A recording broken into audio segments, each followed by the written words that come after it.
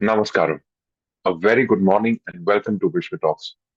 My name is Trishant and I thank you all for attending today's event on Zoom and to those watching on YouTube Live. For those of you who have attended a Vishwa Talk before, a warm welcome back. And for our new joinees, here's a little bit about us. Vishwa Talks is here to create awareness amongst people and to protect our social heritage and to let people make their own decisions. Here we invite experts to discuss and explore diverse opinions, different perspectives, various issues, problems, and their solutions on various fields, including art and culture, healthcare, environment, education, and many more. So far, we have covered over 210 talks.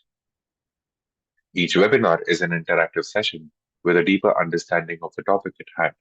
If you miss any part of the session or would like to go through the previous sessions, please visit our website or Vishwa Talks YouTube channel for a full library of past Vishwa Talks on various interesting topics.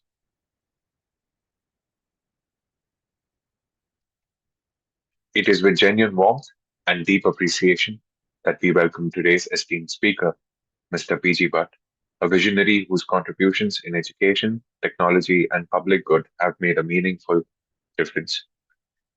Mr. Bhatt's professional journey is truly remarkable. He served the Indian Navy for over 21 years, exemplifying discipline, leadership, and service.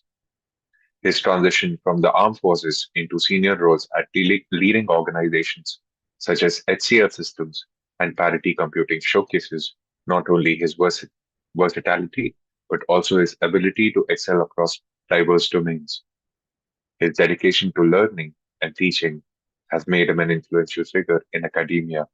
He has shared his expertise in data analytics, machine learning, and database systems at prestigious institutions including RV University, Rewa University, IISc, and ISI, mentoring countless learners and professionals along the way.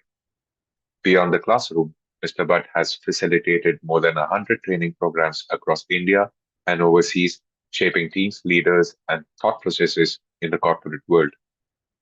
What truly distinguishes Mr. Bhatt is his commitment to societal progress, from collaborating with NGOs and analyzing public data sets for better governance to supporting schools in enhancing teaching practices.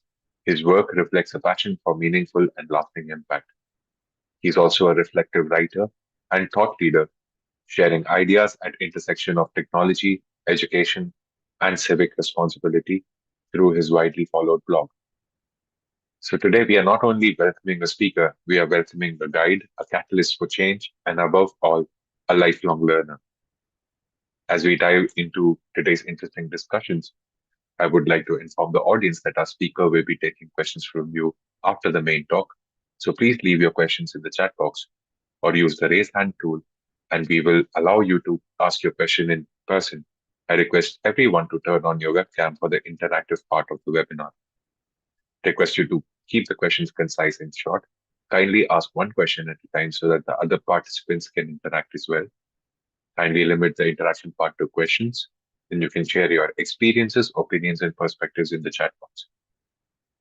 So without further ado, let's welcome Mr. PG Bhatt as he shares his inspiring journey and valuable insights into delusion faiths, readiness shines Arjuna's path, understand how Krishna and Arjuna dialogue reflects our own inner conflicts. Good morning again, sir. Good morning, all the viewers of Visual Talks. And thank you, Trishan, for all the kind words, which are a bit of exaggeration. Thank you anyway for all that. So I would welcome all for this Gita Jayanti occasion in the eve of Gita Jayanti. Let us spend some 40-45 minutes talking a little because it is just scratching the surface. For centuries, people have been talking about it, and I'm too small a person to talk on that subject. But however, with my favorite viewers of Vishwa Talk, I'd like to share a few views. So I'll start sharing the screen.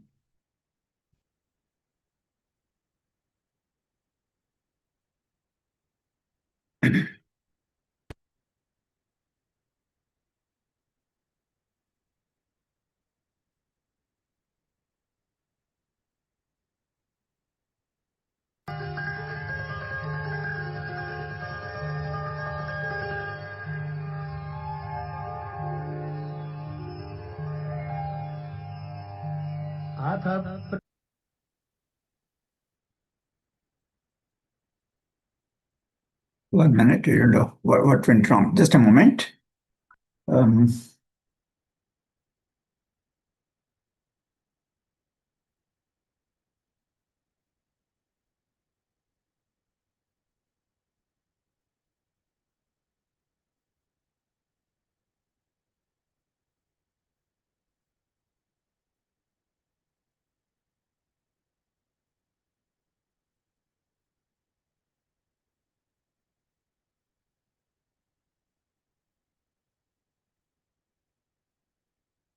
fine, fine. So, maybe I clicked something wrong. Okay, just a moment.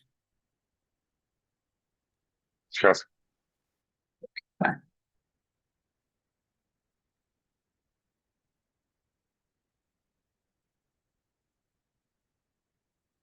प्रथमोऽध्यायः Thank you. Dhritarashtra उवाच धर्मक्षेत्रे कुरुक्षेत्रे समवेतायुयुत्सवः मामकाः पाण्डवाश्चैव किमकुर्वत Sanjay. So, as the Bhagavad Gita is narrated, the first stanza or the first verse is not Krishna who speaks, not Arjuna who speaks. It is Dhritarashtra who is asking Sanjaya, what is happening in the war field? Where this is the thing which I have written in red. Mamaka Pandavas Chaiva. Mamakas, it is a blind love. Instead of telling Kauravas and Pandavas, or my children and Pandavas' children, he says Mamakas, mine. It's a very powerful statement. They're coming right in the first stanza. And we all know what blind love does to the society, depending upon the position that we occupy. Or at home, if we just have a blind love, excessive indulgence in our children or in our family members, irrespective of what is dharma, what is appropriate to do, this is what happens. Like Indira Gandhi and Sanjay Gandhi's indulgences, we know how the nation suffered for 2.5 years. Duryodhani is the name given to Indira Gandhi in Shashi Tharoor's The Great Indian Novel, one of his earlier works. And this kind of blind love is again discussed by great works like Guru Charan Das, the difficulty of being good. So one of the difficulty of being good is a blind love that we cannot control. So that is what the thing starts with. So there is a message in everything that we see.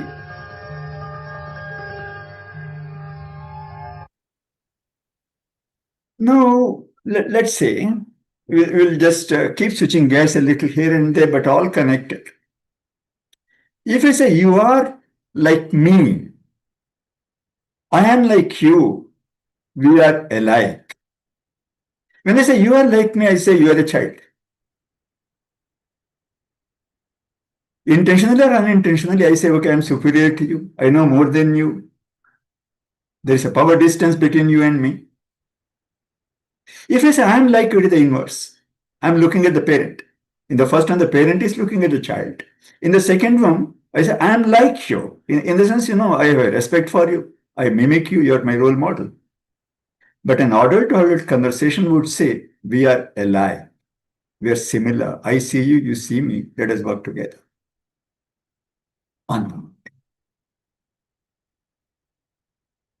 So discussing this one in the transaction analysis model is a parent, adult, and child states. They are called the ego states.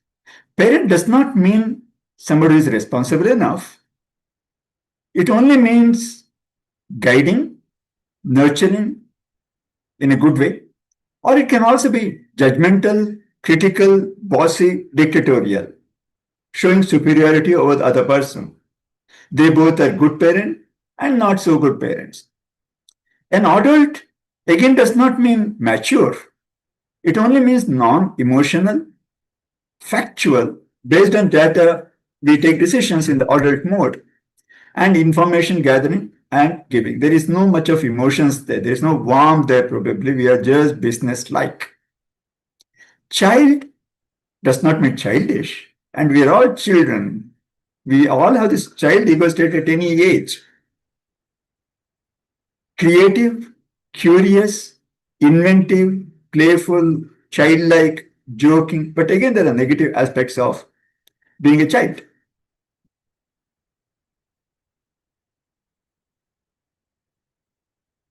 Let us going further. The behavioral models taken from these life positions, the top two rows are for the parent, the bottom two rows are for the child ego state, and the center one is for the adult role. So the behavioral model, being a parent, if you behave like a parent, the negative control is the dominating. We know many families, many classrooms, many organizations where there is a negative control. I say this, so that has to be done. There is a high command which decides everything, others have no say. Maybe democracy, so what? Other is negative care, marshmallowing, like we already saw, mama ka. There is negative care, excessive care, indulgence, pardoning everything, scared of the child. Because, the child may feel bad. So I will do everything. I'll play for it. This kind of indulgence also we see in many homes, not able to tell what is right and what is wrong, with the child may feel upset. Don't tell the facts. Be scared. The positive control is structuring. How do I give a structure to the child? Whomsoever is in the child role. How to wake up, brush your teeth when you wake up, make your bed, eat properly, be mindful, be on time, respect your words. Positive control, structuring, giving a framework. Positive care is nurturing mode again, caring for the wounded. Anybody, whenever you show some care, whenever you show some concern, whenever you give some support, we are in nurturing mode. Accounting happens in the adult mode. There is accounting element, responsibility, face-to-face, equal. In the child, there is a positive, socialized self where the child is cooperating. They say, okay, I'll give you a turn. It doesn't matter if I lose. It's a game after all. Positive natural self, spontaneous mode, natural. I don't think, I don't plan, I'm not vindictive, I'm not planning or whatever. Coming naturally. The negative child, one is compliant. I will do whatever my parents tell. I will not apply my mind. I will not say my mind. I will keep quiet. I don't agree with it, but I will just be compliant. Why invite trouble? Why be frank? Other is resistance, arrogance, disobedience. If you say so, I will do the other way around. Or if you tell me don't do this, I will keep repeating that. And negative natural self, immature, showing lot of immaturity. So the central five are called the fabulous five. Positive control, positive care, accounting, positive socialized self, and positive natural self. These are the modes with which we work on. So in some other context, people have called it as the life position. One of the ego state as the life positions. One is I am okay, you are okay. Healthy, ideal relationship between two people. I am okay, you are not okay. It's blaming others. If something happens, okay, somebody else is responsible. I am not accountable. The next one is I am not okay, you are okay. I'm at fault. I must have done something. Self-blame, inferiority complex. I'm not okay, you're not okay. This world is not going to change. There is so much of corruption. There is so much of bribery. So I will also give bribe because there is bribery in the country. I have no action, you have no action, the things will continue as it is. No issue. There is a hopeless situation where we know that something is wrong in the system or with the other person. But I say, okay, I'm also like that. Because somebody does something wrong, I'll also do the same. So these are the main things around which we'll try to see what Bhagavad Gita told us 5,000 years ago. These aspects of transactional analysis.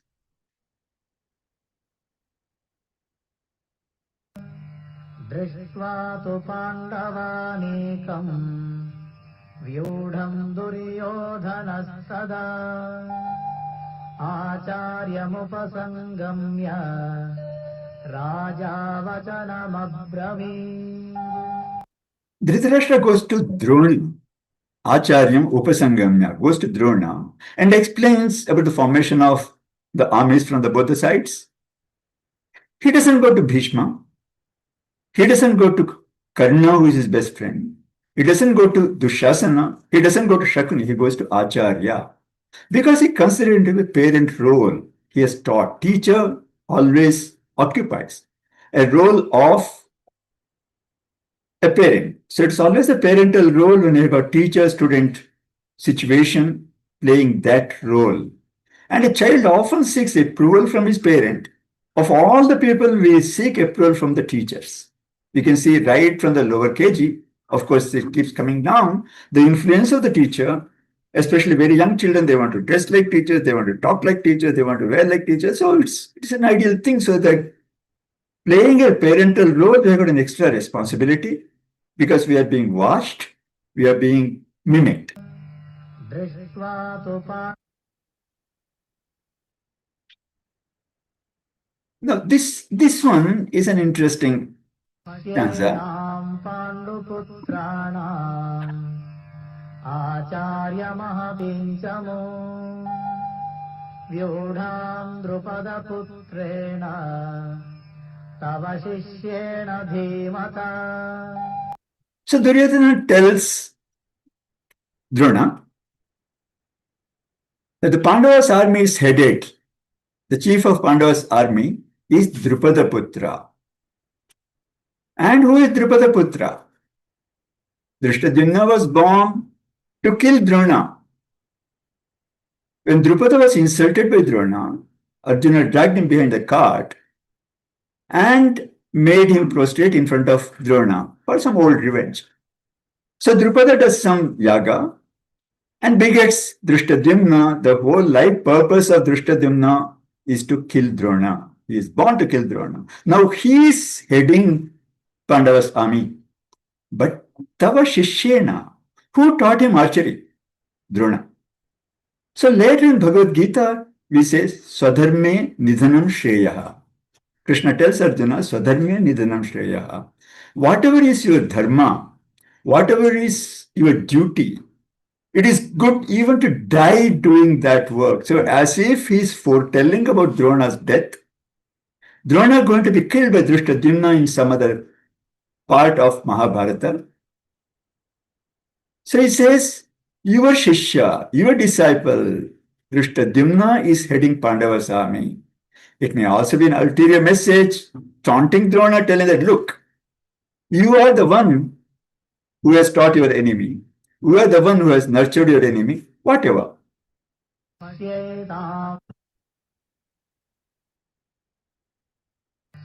Arjun उवाच सेनयोरुभयोर्मध्ये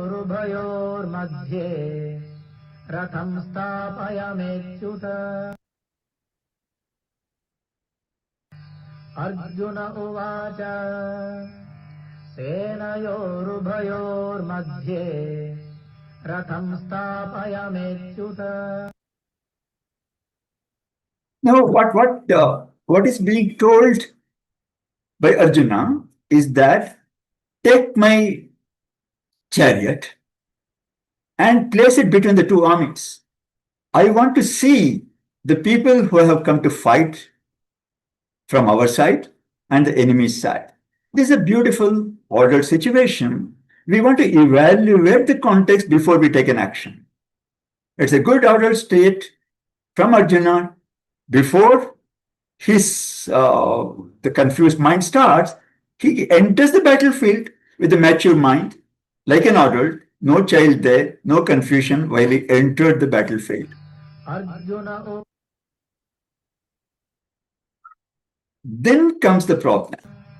दृष्ट्वेमं स्वजनं कृष्ण युयुत्सुं समुपस्थितम् सीदन्ति मम गात्राणि मुखं च परिशुष्यति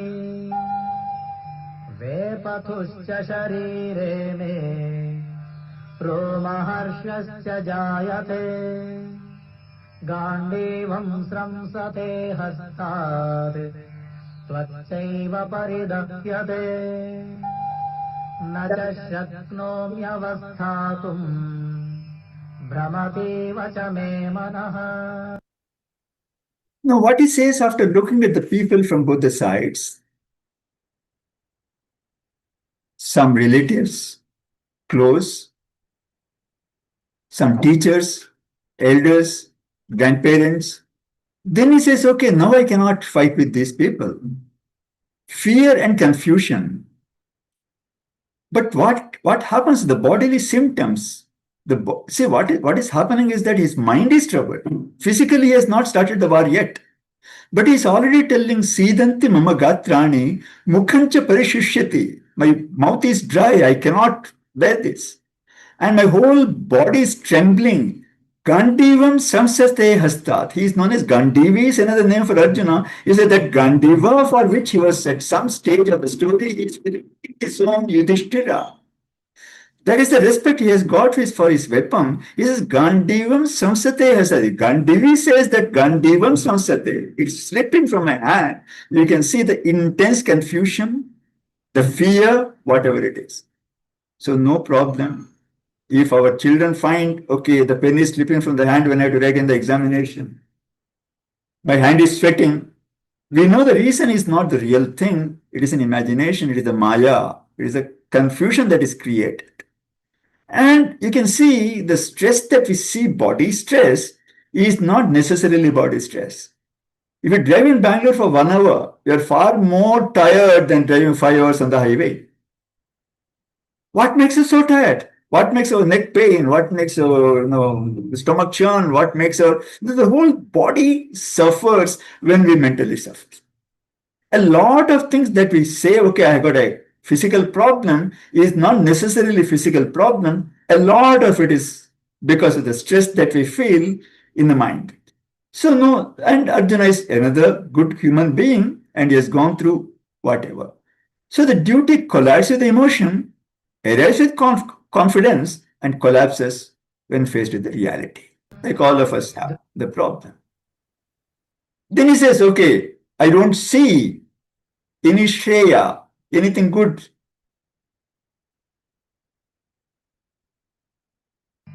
न काङ्क्षे विजयं कृष्ण न च राज्यं सुखानि च He has come to fight. नो राज्येन गोविन्द किं भोगैर्जीवितेन वा. He says, I don't want to fight. I don't want to win. I don't want the kingdom.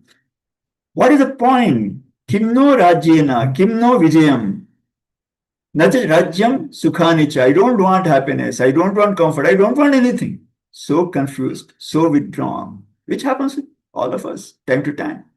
So he is depicting our mind. He is depicting our behavior. So and all of this comes from the parental scripting. Parental scripting means as we are growing, we are told, okay, what is right, what is wrong, whom to respect, whom to fight with.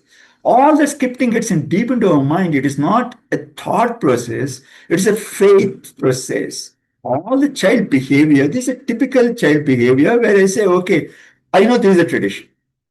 If a cat crosses the road, I have to come back. I should not pursue the travel. If something happens and my left eye is twitching, okay, there is something wrong going to happen. Beliefs, just endless beliefs rather than tested concepts. So again, we have got this parent, adult and child. Sometimes it gets mixed. So the parent and adult get mixed up. I do not know whether I'm playing a parent role or adult role. Part scripting, part adult. So there is a prejudice. Parents' behavior is copied. It is not an adult behavior. Similarly, adult and child can get mixed up.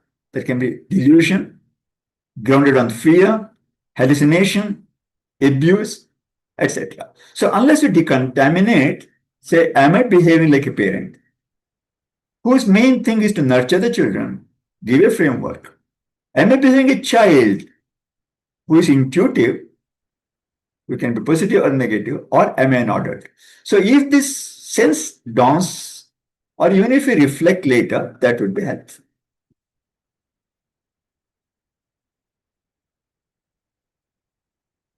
So this is the kind of thing what happens. Parent or child, PSC, the interactions will happen the parent to child to parent. So typically what happens with the child would be the child's love and hero worship, devotion, surrender, helplessness. I am not okay. Parental love, nurture, structure, control. But the moment we are in the parent role, we say that you are not okay to the other person. I will say you are like me. You're not, we are not alike. That is the kind of message. कार्पण्यदोषोपहत 1 minute. Skip the slide.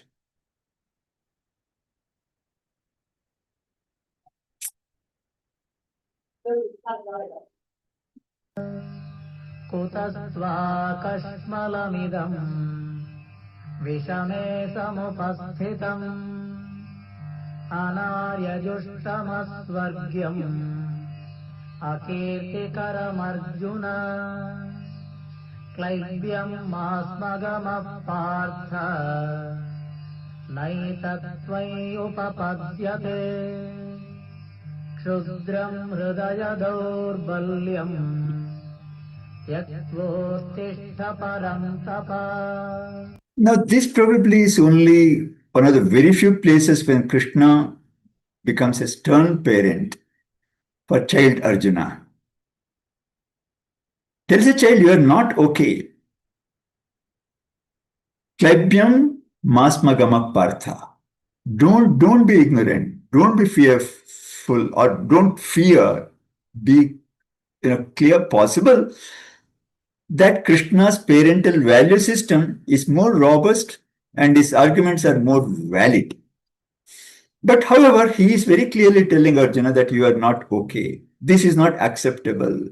Kutastva kashmalamidam. From where has this contamination come to your mind? That too vishame samupasthitam. This difficult situation, you are polluting yourself. So get out of this one. Uttishta parantapa. Now we look at this word play.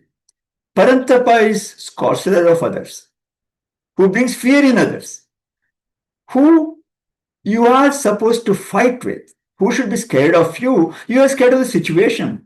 This is a kshudram hrudaya daurbalyam. This is your weakness in the heart. It is in the mind, it is not physical. And this play of strength, specifically he is using parantapa. Tapa means heat. You are supposed to bring heat in the other person's mind or body. Instead of that, you are scared of it.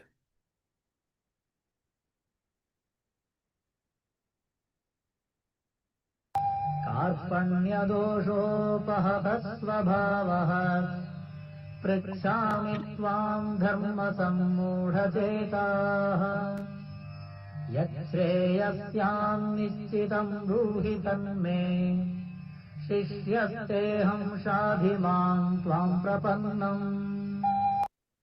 At last, Arjuna says, okay, I don't understand, I am confused. I am dharma sammudha. I do not know what to do. I do not know what is proper for me to do, what is not proper. Not proper. You please tell me. I do not know. I seek your help. I need your guidance. What is good for me? Because I am your shishya. I am your disciple. I am a child. No doubt about that. I am no more your friend. So confused child seeks parents' guidance and help, avoids accountability. That is another aspect of it. He says, you tell me, I will do what is. You tell me what is good for me. So the thing is that partly it's, getting out of the responsibility rather than getting into the debate and discussion with Krishna, which he does later. Right in the beginning, he says, okay, you guide me. I will do what you say.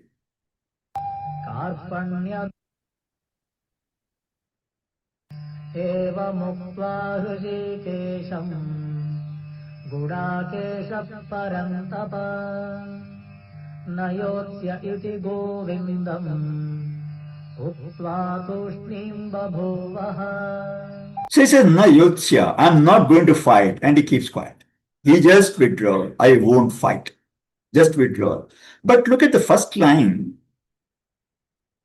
Evamukta Hrishikesham, which is Krishna. Gudakeshaha.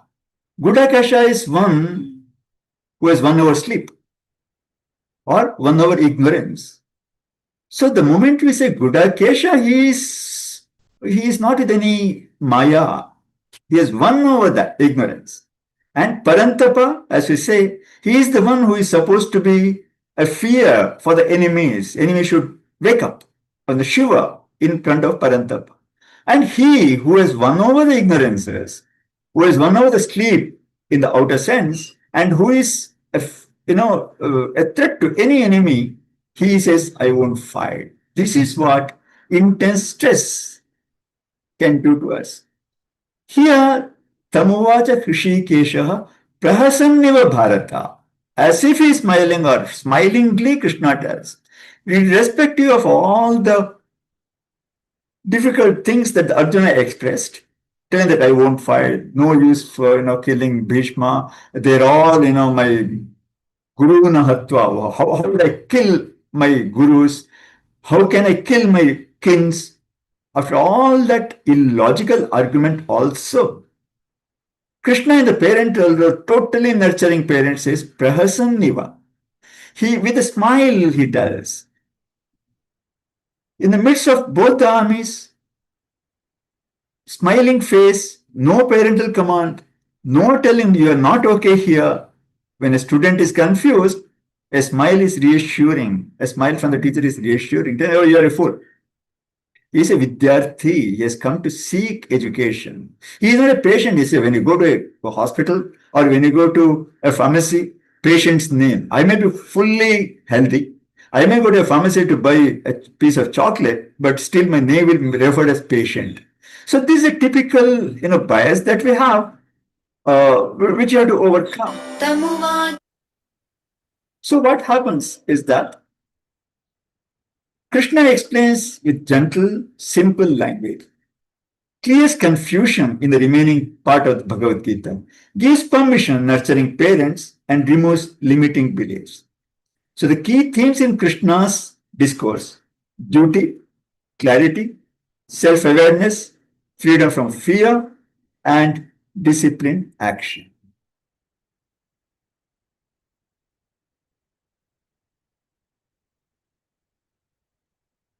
This is what we get generally. You look for a simple answer, but the whole thing becomes complicated. Fortunately, Bhagavad Gita is not complicated. So endlessly we can go through that. So these are kind of transactions we can have between the parent and child. Immense possibilities, but mostly the transactions, complementary transactions, parent to child, child to parent, parent to parent, parent to parent. These are the things. Sometimes there can be cross transaction. I consider the other person as a child, but the other person considered to me, other person is in adult mode, talks to me like an adult. So there are total 72 possible types, but only a few are practical. In the ulterior transaction, I speak like a child, speak like an adult, but the internal transaction is like a child to parent. We will not debate too much on that. Adult to adult, we solve problem. Critical parent to adoptive child, say direct the child, protect the child. Nurturing parent, we show care and love. Free child to free child is a fun and creativity. व्यामिश्रेणेव वाक्येन बुद्धिं मोहयसेव मे तदेकं वद निश्चित्य येन श्रेयोऽहमाप्नुयाम्. Again, Arjuna says, tell me definitely what is good for me. Tadekam vada nischitya. Tell me decisively, I don't want to apply my mind. This is still the 3rd chapter of Bhagavad Gita. He is not yet a fully adult. He is not talking to Krishna like an adult to adult. He is not clarifying doubt. He is not definitely seeking help. He is saying, hold my hand. I will do what you say. Tell me one thing which is appropriate. So still he is not known. There is a confusion and helplessness.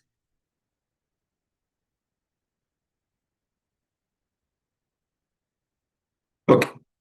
Now this clarity of communication, which is there in Bhagavad Gita, we confuse after thousands of years. This is what I see in Bangalore. Let's follow traffic rules 24/7, and our favorite Rahul Dravid is there. Now see the grammatical error. Let us, there should have been apostrophe. There is let's, put up a BBMP. And lakhs of people see this slide, these slides or no, this information there. Follow traffic rules 24/7. Why the line fade there? Anyway, Kannada is the most abused language. This is a kind of expression that day in and day out I hear in Vidha Bharati, for example. Programs was good. Karyakramaಗಳು ಚೆನ್ನಾಗಿತ್ತು. Number disagreement is the most common mistake Kannadigas do when they speak Kannada. And they are proud of Kannada, they fight for it, they die for it, but they are not interested in self-improvement, unfortunately. They park near my home.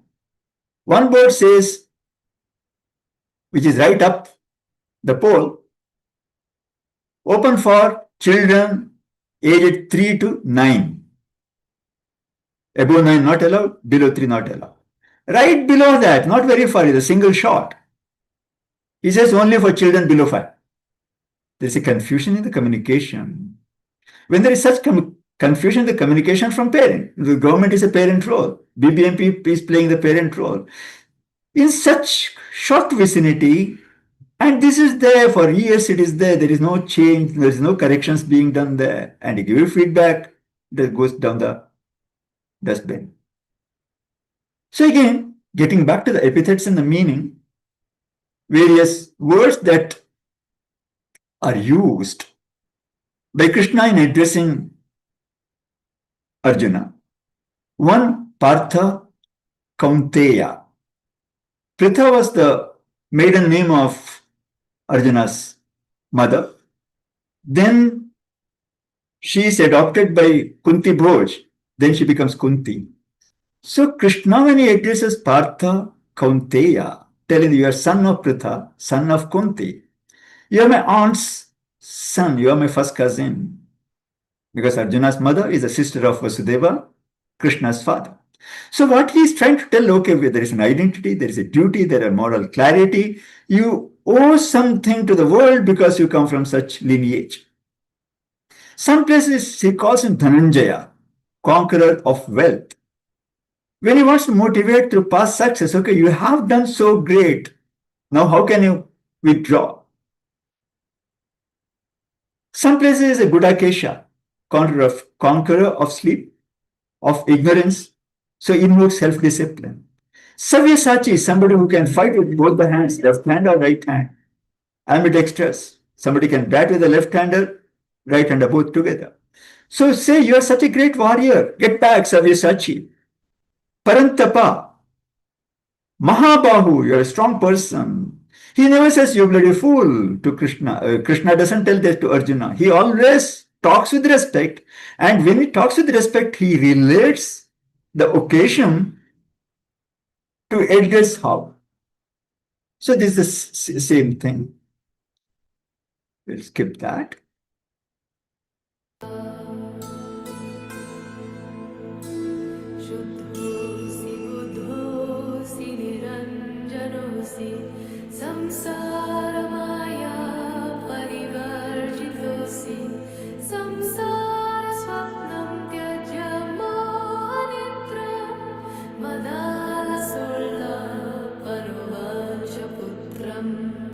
This is from Madalasa Purana, from Markandeya Purana, where she says to her infant child who doesn't understand the language probably, you are pure, you are wise, you are stainless. This world is only a play of illusion. Rise above it and rejoice. This is a lullaby which Madalasa, Queen Madalasa sang for her children.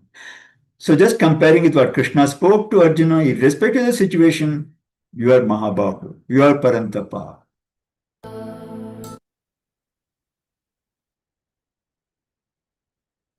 यश्चाश्रद्धधानश्च संशयात्मा विनश्यति नायं लोकोऽस्ति न परः न सुखं संशयात्मनः. This is very, very important message. Ignorant and faithless persons who doubt the revealed scripture do not attain God consciousness, is what Krishna says. Leave it aside. Untrusting relationship, whatever it is, parent to child, adult to adult, whichever is the relationship, trust is the core aspect of love, care, concern going forward. If he says, a child tells something, you say, are you sure? You have lost the child. Will you swear by your parents? You have lost the connection. You trust, at best 5% of the time, 10% of the time I will be deceived. I would like to be deceived 10% of the time, then deceive myself 90% of the time by doubting everyone. I would rather trust. And nasukam samshayatmanaha. If you doubt anything, if you are continuously doubting the intent, the situation, then there is no happiness. So this I will try to go fast because the time we don't have much. So each chapter, what is addressed in each chapter. So don't skip anything. It's okay. No, okay, fine, not to worry because I'm conscious of the time. उद्धरेदात्मनात्मानं नात्मानमवसादयेद् आत्मैव ह्यात्मनो बन्धुः आत्मैव रिपुरात्मनः. This is another great message. We have to elevate ourselves through the power of our own mind and not to degrade ourselves. Uddhare atmanatmana. It is a bootstrapping. We have to improve ourselves. Nobody else can come and bring us up. And it's all the play of mind. Importance of self-discipline, self-control, teaching that we are responsible for our own spiritual elevation or downfall. Not only spiritual, whatever you do in life. This I consider one of the most important messages of Bhagavad Gita, to be responsible ourselves, to be ordered ourselves. Then there is a beautiful stanza by Kabir Das, talking something close to this, which also I love.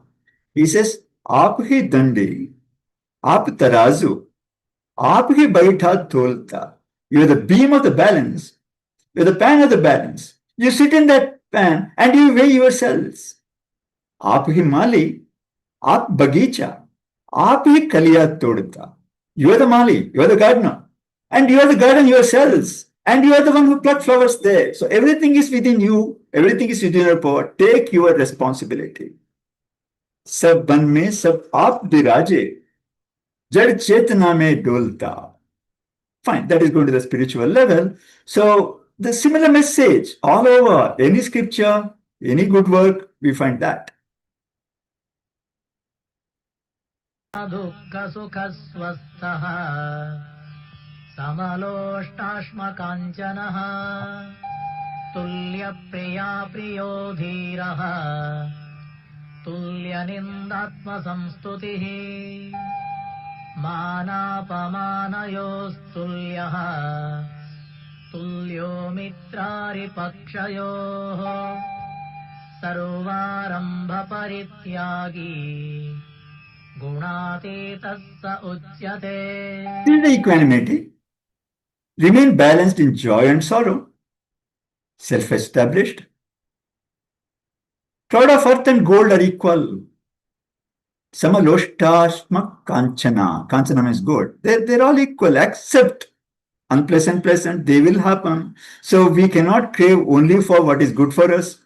We cannot crave only for chocolate and forget something that is bitter. We have to have balance in life. In some of the chapters, Krishna also tells what to eat, what not to eat, what is sattvic food, what is rajasic food, what is tamasic food, what happens when the whole lot of in such a small book, everything, every framework that we need to lead a normal life at any stage, at any age, they're all described. दुःखसुखस्व This is another beautiful verse. सहजं कर्म कौन्तेय सदोषमपि न त्यजेत् सर्वारम्भा हि दोषेण धूमेनाग्निरिवावृताः When I teach, if a student makes an error, I said, okay, let us celebrate. You made an error, you failed in achieving something that is expected, you have taught the whole class. Now we will work together to solve the problem. So every endeavor, every work that we do is covered with some sort of fault. There is nothing like a perfect answer. What was okay yesterday will become not okay today. What worked yesterday may not work today.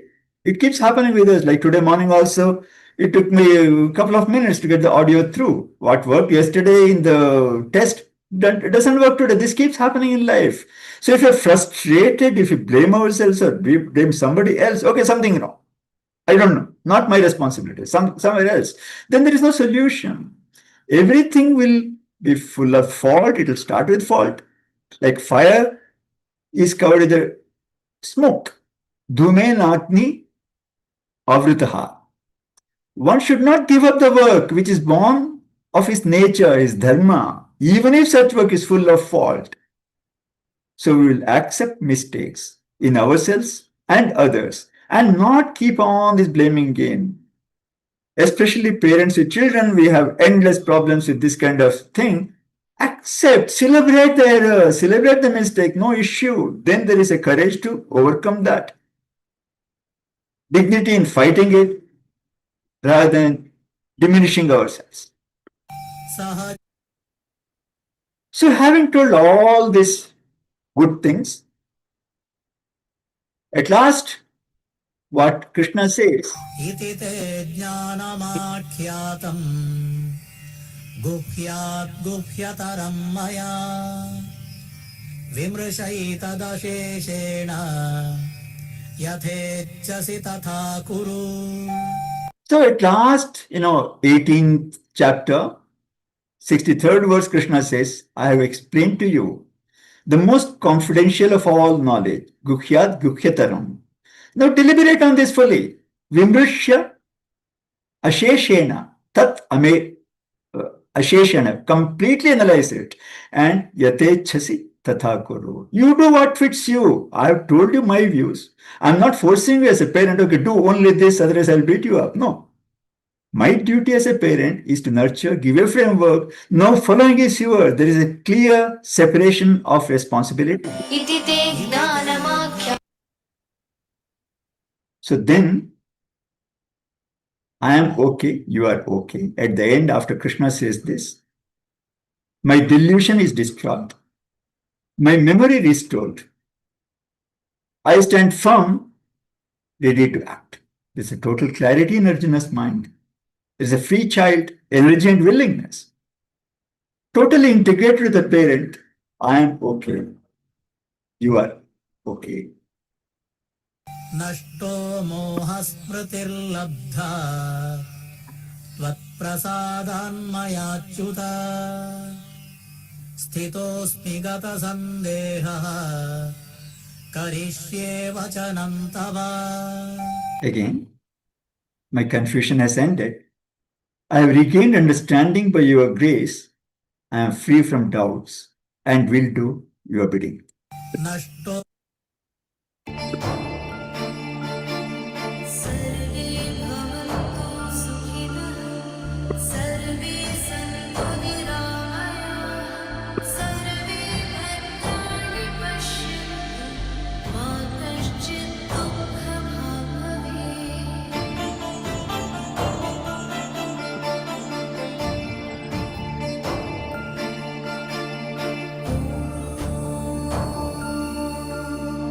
शान्ति शान्ति शान्तिः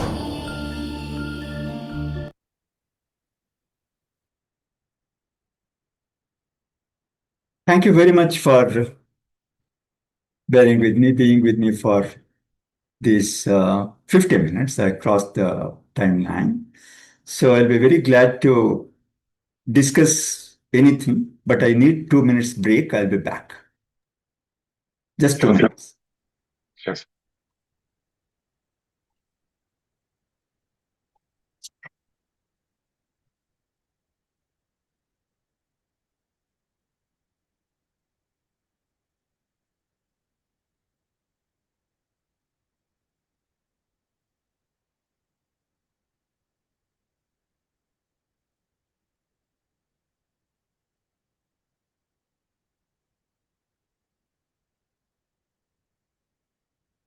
So before we move on to the poll questions and the question and answers, I'd like to give a brief overview of the session. So PG Bhatt sir has delivered a masterful analysis of the Bhagavad Gita through the lens of transactional analysis, connecting ancient wisdom and modern psychological frameworks. He's mentioned on the transactional analysis framework and explained how parent, adult, child ego states, showing how Krishna's and Arjuna's dialogue exemplifies these different modes of interaction. He demonstrated how healthy relationships requires a fabulous fight, positive control, positive care, accounting, positive socialized self, and positive natural self. He's given a powerful opening analysis, insights into the Dhritarashtra's use of mamaka in the first verse.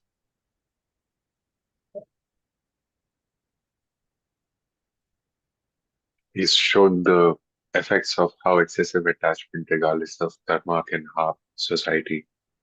He's mentioned about Arjuna's transformation and his journey from confident warrior to confused child seeking parental guidance, and finally to an empowered adult making conscious choices. His analysis of how stress manifests physically resonated with modern experiences of anxiety and performance pressure. He mentioned about Krishna as ideal teacher. PG Vatsar highlighted Krishna's nurturing parental approach using respectful epithets like Mahabahu and Parantapa rather than criticism and ending with I am okay, you're okay, giving Arjuna freedom to choose over providing guidance. He mentioned practical applications, giving some beautiful analogies with Bangalore traffic stress to battlefield anxiety, relating examination nervousness to Arjuna's physical symptoms, and using the balance beam metaphor for self-responsibility. And with that, sir has also given a memorable message, the core teaching that we must elevate ourselves through our own minds, accepting that all work contains faults, like fire covered with smoke, while maintaining equanimity in success and failure. Thank you so much, sir. Thank you for the wonderful analogies and all the beautiful audio samples that you embedded into the PPT. It was really pleasant and uh, heartful to experience. So I'd like to request the audience to take 30 seconds of your time for a quick poll. This will help us get to know you better and tailor future topics that we bring to you. Rakesh, could you please start the poll? And while you also fill out the poll, I would like to extend my heartfelt thanks to our speaker, Mr. PG Bhatt, for sharing his valuable time and insights with us, and to all the participants who are with us till now. Before we move on to the Q&A, I'm just going to give a brief about the upcoming talks so that we can have a Q&A uninterrupted. We have Dr. W.G. Prasanna Kumar, Senior Social Scientist Pollution Control Board. He's going to be talking on community engagement for environmental entrepreneurship on 6th of December 2025, 11 a.m. to 12 p.m. Post that, we have Apramita Deshpande, founder of Coblot Creative Labs. She's going to be talking about parent-child interaction and play using stories and props. This is on 13th of December 2025, 11 a.m. to 12 p.m. Post that, we have Ecological Literacy and Ethical Understanding by Dr. Shishir Rawal, ex-professor MSU, landscape architect. Dated dying 27 December 2025, 11 a.m. 12 p.m. I request all of the participants to quickly interact with the poll question so that we can move on to the Q&A.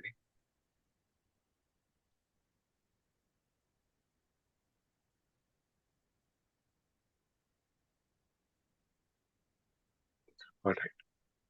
Rakesh, you can end the poll and share. Thank you so much.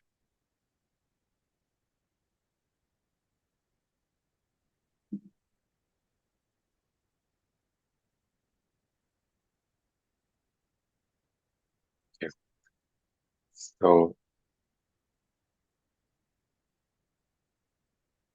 thank you, Rakesh.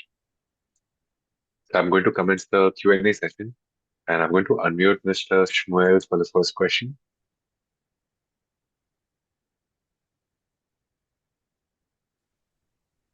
Good morning, sir. You hear me? Yes, sir. You hear me?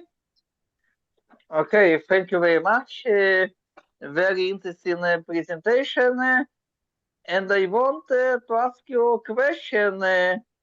How Arjuna can support improvement social and economic well-being?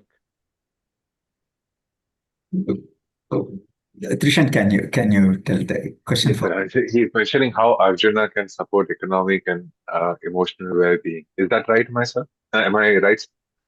Yeah, So this Arjuna's character Okay. can support ecological and emotional well-being. So the core thing is that duty, concern for others, and balance in life, balance in everything, the way we eat, the way we sleep. Even there is a place which says, okay, how do you prepare for your death?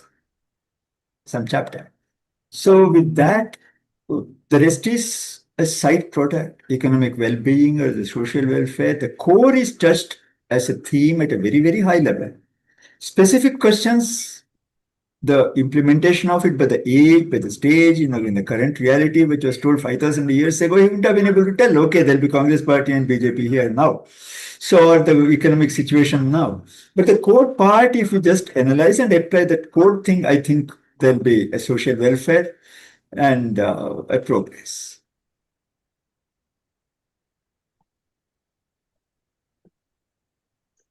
Shmuel, thank you very much. I hope you're. Thank you so much. Yeah, thank you very much. So there's a question in the chat box from a guest. Hare Krishna. What should we do for people who don't change to remain silent and do our duties better? Please. Yeah. Duties. I See, one thing is that sometimes we try to overdo. We don't give enough space for our colleagues, our deputies, our superiors, our child. We have no patience at all. If you understand, okay, there is a task separation. Each one has got a role to fill in. Each one has got a task. After doing that, yatechasi tata kuru. Do whatever you feel fit. I am not the complete owner here. I don't have everything with me. Let us have that clarity of what is right and what is wrong according to me. And if you have to work together, let us see how we can do it together. If you take that approach, then there may be so much to learn from our students, from our children, from our grandchildren, from the society. There will be so much to learn if we accept that humility.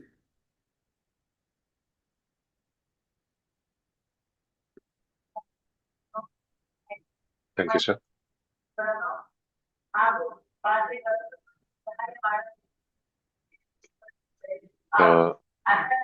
Okay, there's a question from a guest. Which chapter is to prepare for death?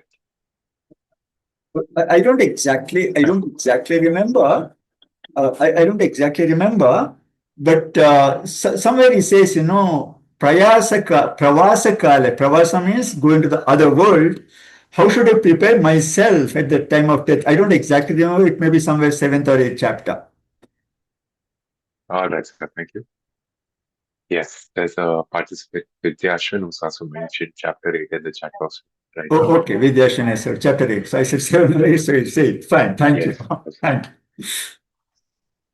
you. A question for me.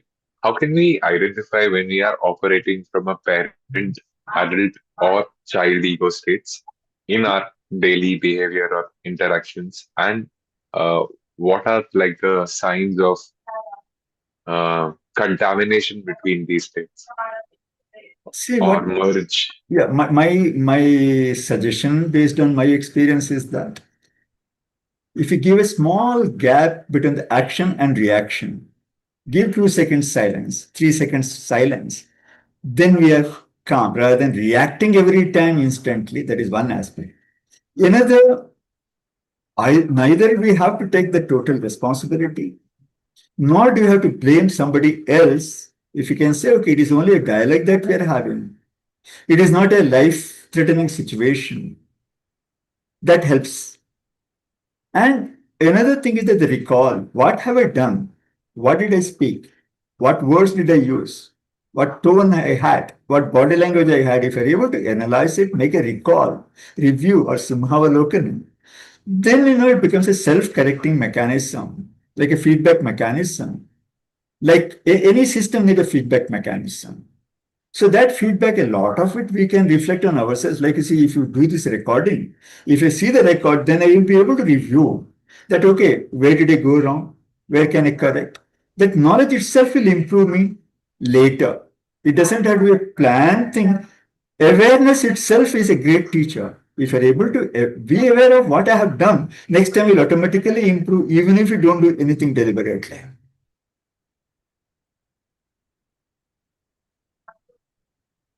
Thank you. So, what practical steps can I take to maintain equanimity between success and failure, praise and criticism in my daily life? This is the same thing, for the past 15 years, I do mostly teaching in universities, colleges. So one thing that definitely helps is respect others just because they are students. And, maybe some of them are my grandchildren age, can be by age, though my grandson is not that old. So if I see that, okay, that gap I should not keep myself, even if something comes from a small child, if you're able to listen respectfully, that solves half the problems. Because every child, one problem reported by most children, nobody listens to me. Either find some elder who listens, elder or the parent role and the child role, age maybe whatever. If you're willing to listen, some problem is gone. If you're able to trust, a lot of problem is gone. Initially, okay, you may get, somebody may take advantage of the situation, they may try to cheat, okay, but 10% of the time you may be cheated. I would rather accept that rather than being wrong myself 90% of the time with the same theory, X theory, Y of management. And think every person is wrong. I will say every person is right. And if I've cheated, fine, so what? I will overcome that. And next time you won't cheat because if you have shown trust, most of the times it balances out.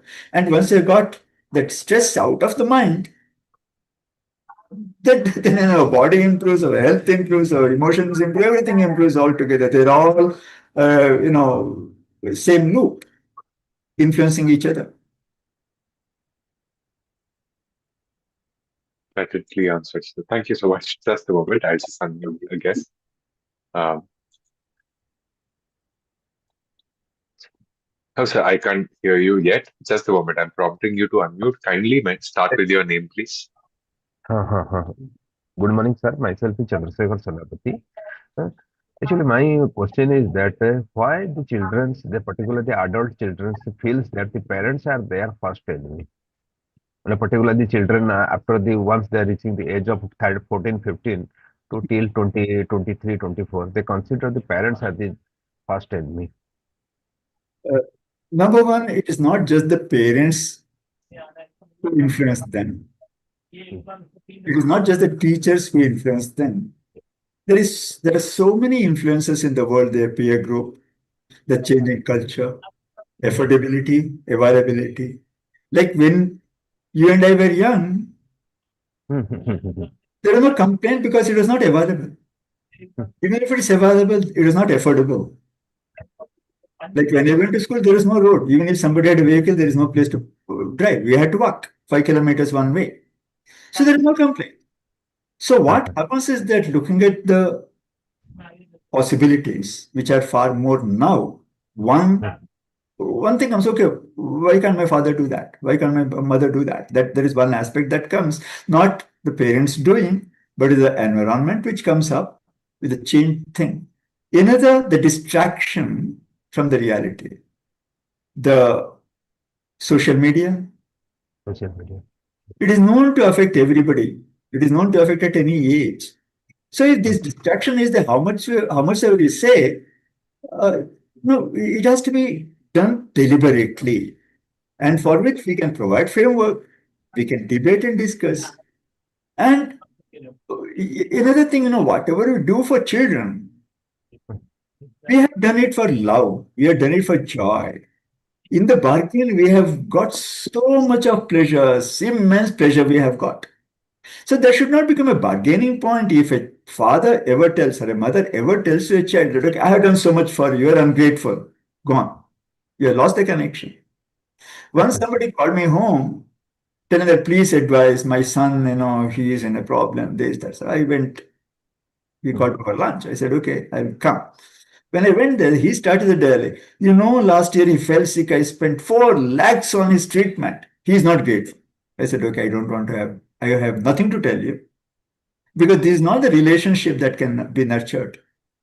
It's not the child who is at fault, it is you who is at fault. If you cannot have that, the reward is never measured in terms of material. So Sir, child is not our investment. no, that's it. We do it for love. We just do it. So And it is we have bring them to this world. They have not come their own. exactly. We are the only that is a method or the means, whatever may be their technological term may be. And Exactly. we have the financially capacity, depending upon your financial and emotional, physical capacity, we are doing. Correct. That is, so I will not, as for my personally, that I never treat my child as my investment, that after once I will be old, he will take care of me. That is not. But No. still, I found in my child, he is indifferent. He is Hmm. behaving some days. So it is really frustrating. I am not telling about society or anything. I am telling about myself, my son, my. Correct. Yeah. No, there are unfortunate situations after doing everything possible. Still, there will be some aberrations. We can't help it. That does happen in life. In the sense, the parents might have done everything possible for the child, all the love, all the caring, all treating them like an adult. But some external influences, whatever it is, it can break the family, it can break a heart. It does happen. And there is no easy remedy for it anywhere in the world. So some questions are there, which are not answerable, at least, easily. But we can improve the situation to a great extent by doing our dharma, by doing whatever we think is right, and correcting if there is a situation to correct. That's all what we can do.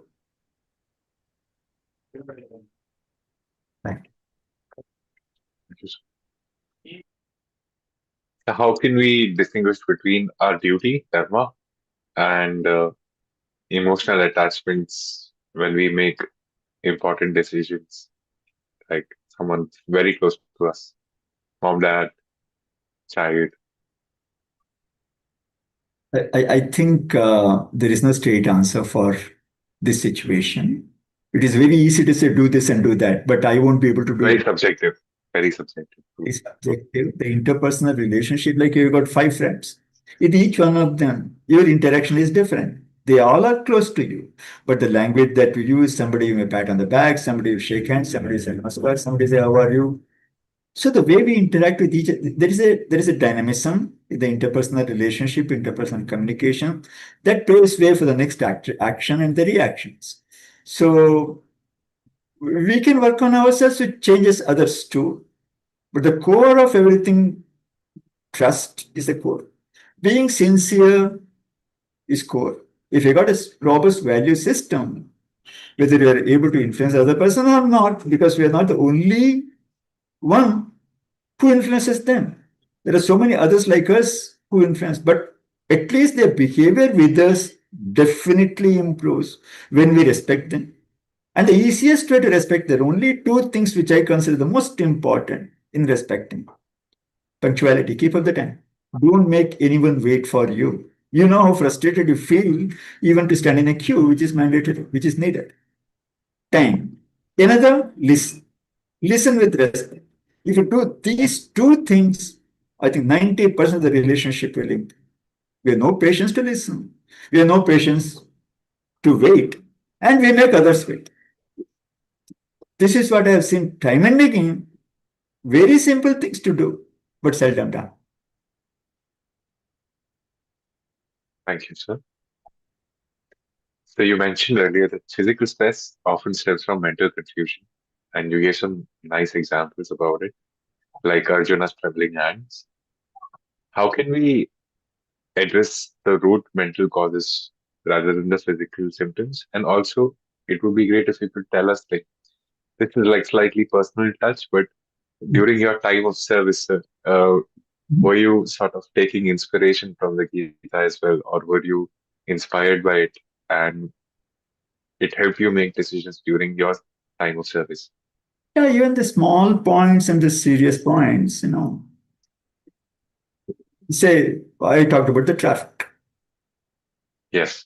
And what happens is where is a classic thing. If you're driving a car, every two-wheeler guy is a 40 person. If I'm driving a two-wheeler, the car driver is 40.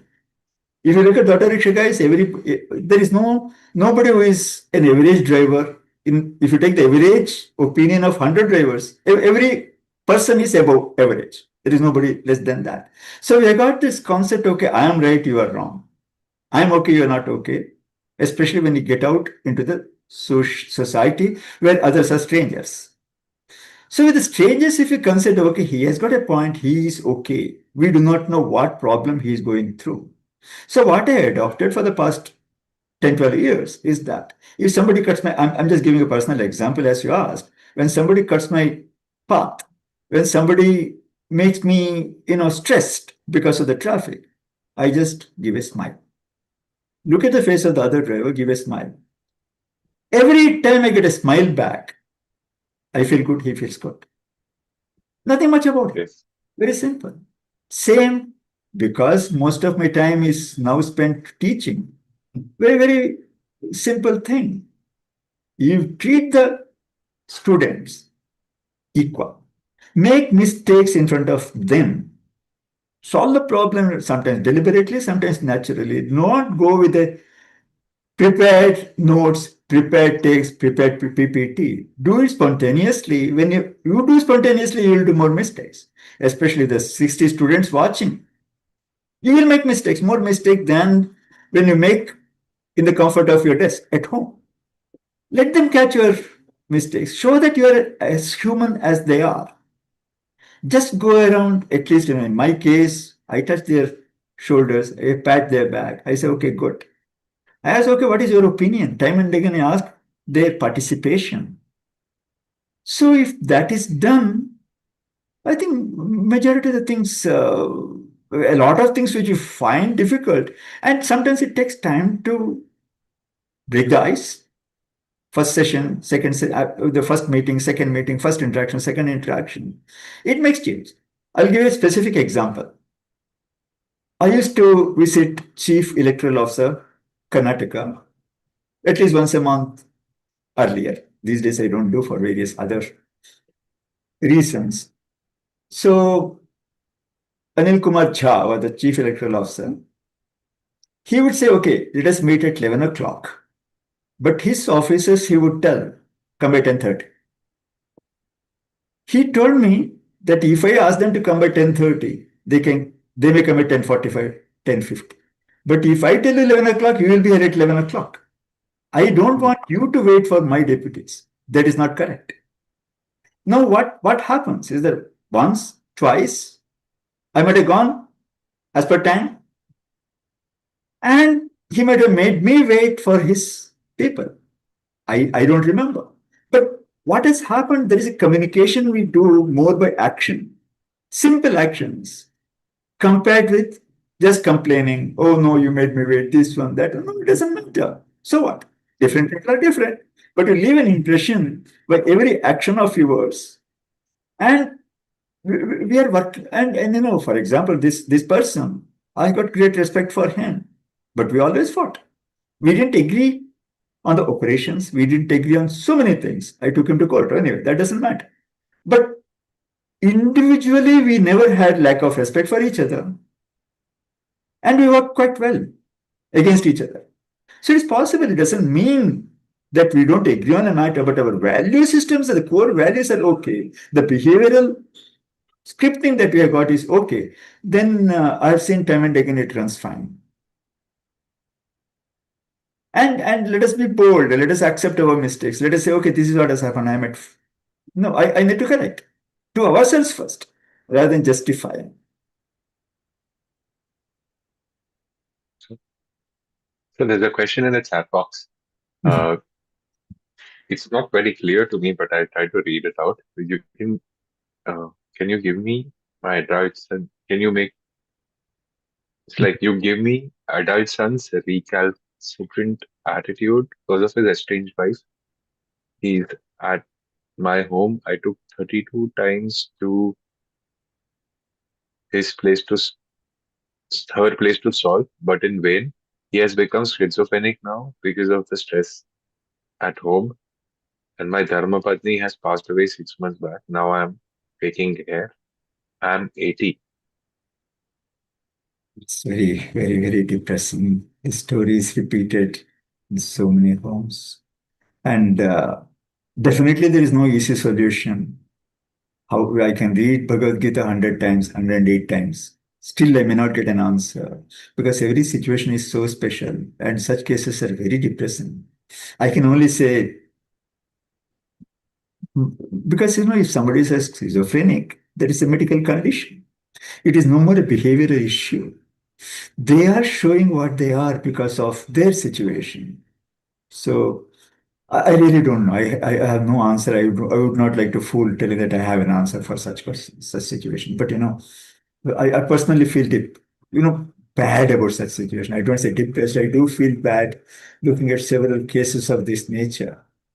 I have no answer. Sorry.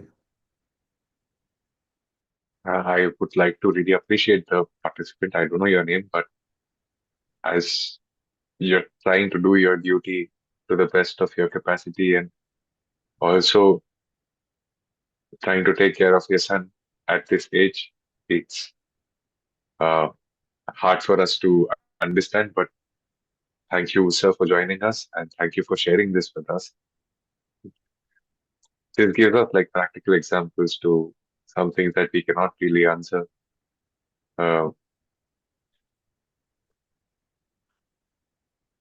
I think, sir, with that, uh, if there's anything you'd like to share, anything you feel like. Also, I request all the participants to mention any last questions if you like to. Meanwhile, sir, I'd like to give an example uh, out of my own experience. So I used to live in this place, which is a very touristy place, uh, and I used to walk on the streets. I lived there for 2 years. By the time I was done with 3, 4 months, I would walk on the streets and I'd have a big smile on my face. And anybody passing by me would look at me and smile back and say hi. And a very good, lively feeling while just walking in a very new place. Meanwhile, 2 years later, I got back home in Gujarat, in Vadodara, and I had that behavior within me. I would walk on the road and I would smile. And if somebody makes an eye contact, I'd simply smile. And people would think, who's this crazy guy? Why is he smiling? So I started feeling a bit embarrassed, but I knew that I was not doing anything wrong or anything bad to anybody, or my vision was not negative at all. That is something I was very sure of. So, what would be your suggestion to me? What should my attitude be like when somebody like sort of I feel like sort of embarrassed when I change the place and I feel out of place or anything, but I really want to hold on to my attitude. when I walk on in a public place or anything like that. Prashant, again, sharing the experience. The society has got certain norms and certain values. An institution has got some culture. Community has got a particular culture. And when someone like you and me go there and the body language or the whatever they perceive, the meaning is in the listener's mind. The beauty is in the beholder's eye. So in such cases, what typically happens, the language that we use, for example, I said, I'm very homely. I thought, being homely means I feel at home. But an American said, okay, homely means it is demeaning. That word is demeaning, which I did not know. Now, say if you go to some countries, for example, go to Spain. So there, if you meet a lady, you would kiss the cheeks. And gents, you will only shake hands. Now, if you do the same thing in our society, you'll get slaps from both the parties. So there are some thing, some families say, okay, whatever you do is fine. You can tell lies, you can kill animals, you can do this, you can do that. But if you take liquor, if you eat meat, then you are outcast. The value system of some families, it in the sense, oh, you are in the defense service, so you must have taken liquor, you must have eaten meat, so you are not a good person because. So it's very difficult for us to cure such things overnight because there is a scripting in that, the parental scripting. That is what the belief that they have come by. And the girls, for example, if you don't wear a sindhu, then you are no good. However, other things don't matter. You can cheat in an examination, but you don't get good score. Okay, what have you done? So this is the core, which when it is not very proper and the value systems clash, we have to take small steps, see what works, and we have to adapt ourselves because we are not right every time. We can be wrong. In the sense, we do the good intentions, and it has worked some places. In some other place, it won't work. Like, they say that, okay, go to an Anglican church, they say, okay, black Jesus and white Christ, it'll work. If you go to South Africa and say the black Jesus and black Satan and white Christ, what are you telling that? It is a totally different message. So contextual, culture-wise, there are misinterpretation of our good intentions.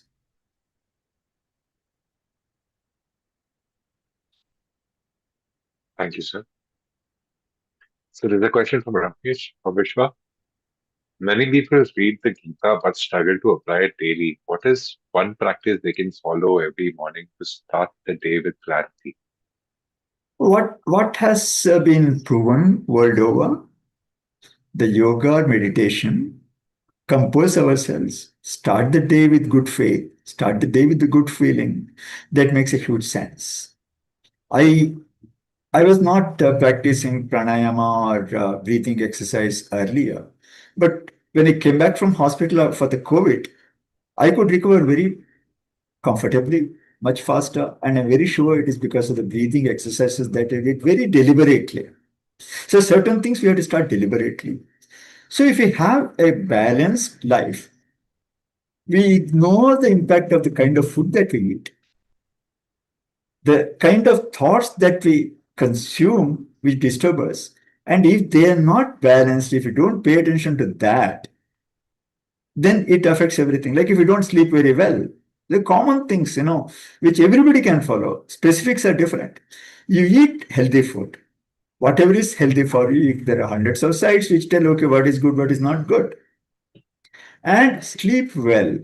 What happens these days in younger people, teenagers and the young in 20s, they sleep very late. They don't have adequate sleep. And when they come to the classroom, if there is a 5 minutes break, 15-20% of the class students have put their head down on the desk. They are sleepy. They haven't had enough sleep. And our mind gets repaired during the sleep. Our body gets repaired during the sleep.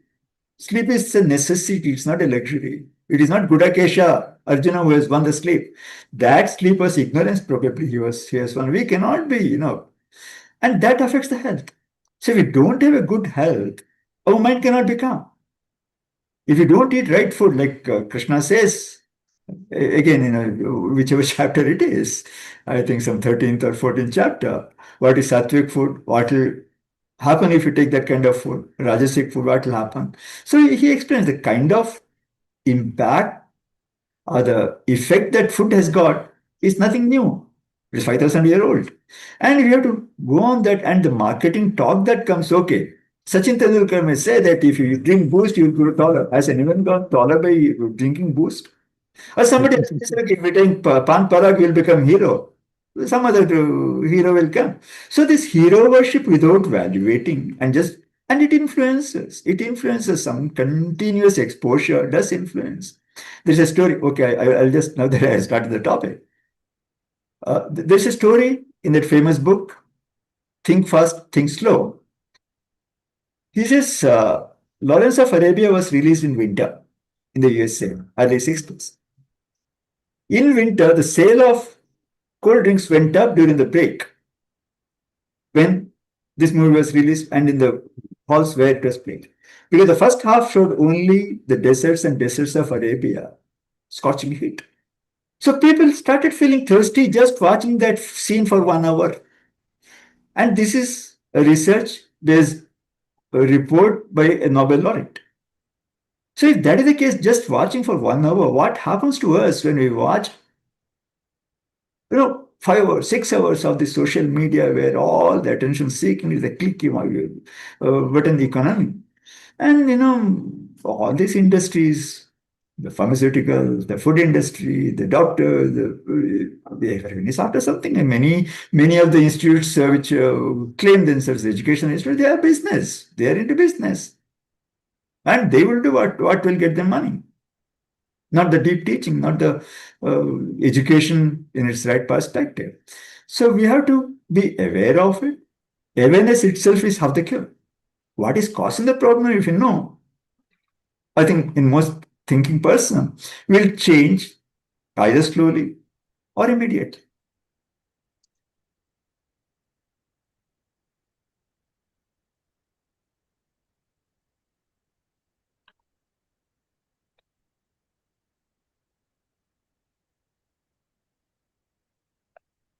All right, sir. I think I have two more questions from Rakesh, but I think you already answered it before. I'm just going to read it out though. Thank you. Krishna speaks about controlling the mind in a world, in a digital world full of distractions. How can a beginner start mastering their mind? And the other question is, how does Bhagavad Gita guide us in managing ongoing stress arising from work pressure, expectations, and life's responsibilities? Yeah, by and large, we have covered that. It is. We've covered it. We can again debate one to one. Sure. I see a guest who wants to interact via audio and mic. I would request you to use the raise hand tool, or you can just unmute yourself. I've allowed participants to unmute themselves, so you can just unmute yourself and ask the question if you're still here. I can't pin you to the screen right now because there's multiple guests with your name saying guest. Yes. They can't. Hello. Hello, yes, sir. Yeah. Good afternoon. I am Dr. Srinivasan here. I'm a retired professor. The question which I asked earlier, I think Dr. Professor Bhatt was not in a position to give a proper explanation for that, and said it's a medical, kind of situation. So he has not given me a firm answer about it. But what I am doing as per Bhagavad Gita is, in Karma Yoga, it says, Yogastha Kuru Karmani Sangam Dektva Dhananjaya Siddhya Siddhyo Samatvam Bhutva Samo Yoga Uchade. So I am doing only my Karma Yoga. As far as the problem at home is concerned, but it is manifesting in different forms. I'm not able to approach the estranged wife or his children who is studying in the college now But unfortunately, my son at 48 is here at home. I am taking care as my wife was doing previously, as she has passed away about 6 months back, my Dharmapatni. But I'm worried what will happen because, after all, I am also susceptible for death. Okay. In that event, if he is exposed in this home, what will happen? That is giving me a lot of stress. And I've been trying to contact so many, consultants, but unfortunately, I don't get the proper, course or rather direction. And he's also refusing to take any medical treatment. This is a catch-22 position for me. I do not know how to proceed. So I keep mum at home. I don't retard. I mind my business. Whatever he says, I just put into my mind, and then I do my duty and provide them shelter and food and dresses and everything. This is a situation, sir. Anyway, I have to depend only on Bhagavan Sri Krishna to solve this problem. Thank you. I can only say that it is sad to know that situation, and it is so specific and so cruel. I can only say I can empathize. I cannot. No, if there is if the solution was to be simple, you would have found it yourselves. In the sense, just oh, yeah, that's all I have to say. I'm not in a comfortable situation to respond. Thank you. Anyway. Thank you for joining us. So there's a guest asking, how to control anger? Controlling anger is simple. Give a smile, take a long breath, take a glass of water. Say, okay, why do you get angry? That is the first thing that we have to ask. If you're getting angry because the child is not studying, studying is the child's job. If my student doesn't study, it is a student's job. It is not my job to study. And you can't make somebody else's, you cannot teach anything to anybody. People can only study, you can only nudge, you can help. So gross. The moment we think it is our, why do we feel angry?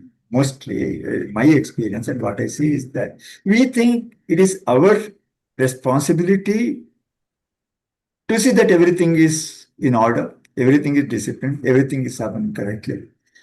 And we get angry with the politicians, we get angry with the road condition, we get angry. But we have to see, is there anything that I can do about it? The moment we start doing it, the anger goes down.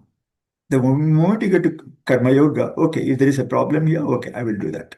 Like Salumaradati Makka, she passed away last week. So she kept planting trees on the roadside. Fine. She didn't have children, okay, she just poured water, she brought them up, thousands of trees, fine. So one thing, we can distract ourselves from this kind of situation, doing something which gives us meaning, which gives us some satisfaction, that reduces the anger. Once you've got meaningful things to do. And another thing, don't think, okay, it is my responsibility to see that my child studies. It is my responsibility to see that auto rickshaw guy doesn't go through. How this, how that, how this. So if we have a clear task separation, what is the other person's task? What is my task? It can go. And then things to control anger, the physical activities to control anger. Just take a long breath. Just go for a walk. Because physical activities are very important. And if you do some physical activities, the mind calms down. Go in the nature. These are all proven things. Go for a run if you can. So these things do work. May not be, a prescription solution. What works with one person may not work equally well with other people. But at least with me, these things work. First thing, not to react. You don't have to have your opinion expressed every time. You can keep silent. You don't have to correct everything that is happening around. it will correct itself. Patience. And take care of self. Be positively selfish. Selfishness is good so long as it doesn't harm somebody else. If you gain at the cost of somebody else's loss, it is bad. If you both gain, why not? Win-win. So if you take things too seriously, then of course we'll be angry. There's a great movie long back. I stopped seeing movies for the past 40, 50 years, but this movie I saw before that. Albert Pinto ko gussa kyun aata hai? Nasiruddin Shah gets angry with everything, everywhere. And he is Albert Pinto. There is on the lighter side.